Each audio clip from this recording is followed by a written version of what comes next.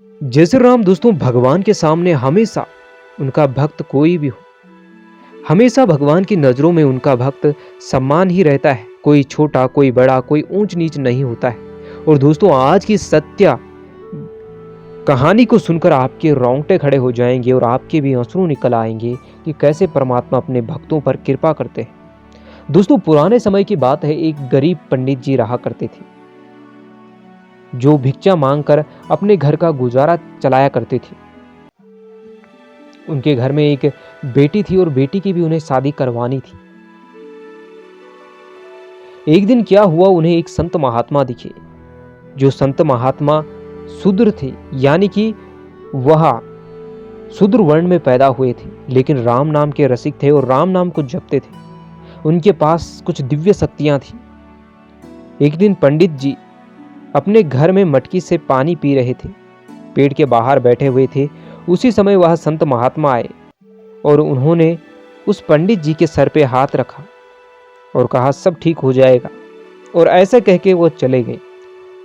लेकिन यहाँ पर पंडित जी ने एक गलती कर दी। पंडित जी ने देखा, अरे ये तो शूद्र है और मैं पानी के मटकी से पानी निकाल के पी रहा हूँ और इन्होंने मेरे पानी को अशुद्ध कर दिया।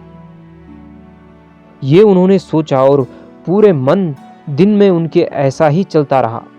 रात के समय जब सोया तो उन्हें एक स्वप्न आया।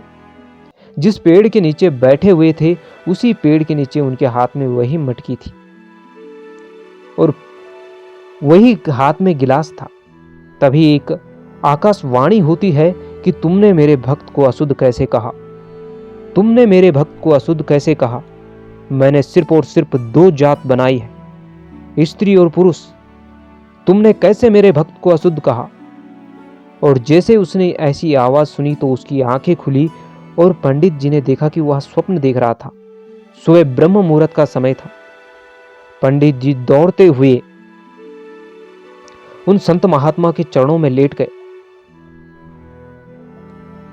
सुबह की समय था और दौड़ते हुए उनके घर गए और उन संत महात्मा के चरणों में लेटकर उनसे क्षमा मांगी और उनसे माफी मांगने लगे। लेकिन संत महात्मा तो हमेशा बड़े अच्छे हृदय के होते हैं, सरल होते हैं। उन्होंने कहा, कोई बात नहीं बच्चा, मैंने तुम्हें क्षमा कर दिया है। संत महात्मा से क्षमा मांगने के बाद उन्होंने उन्हीं संत महात्मा से नाम दान लिया और राम नाम को जपने लगे। धीरे धीरे उनके अंदर भी दिव्यता आने लगी और लोग उनके पास भी, उन पंडित जी के पास भी सत्संग सुनने के लिए आने लगे। लोग सत्संग सुनने आते और उनके घर में राशन छोड़ के चले जाते, धन छोड़ के चले जाते। उनकी बेटी की भी शादी हो गई। लेकिन उस पंडित जी ने उसके बाद कभी भी किसी के साथ जात पात का भेद नहीं किया।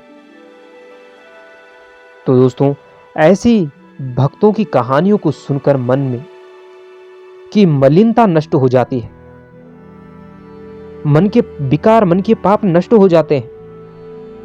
तो दोस्तों, फिर मिलेंगे एक ऐसी वीडियो के साथ। तब तक के लिए जय श्री राम।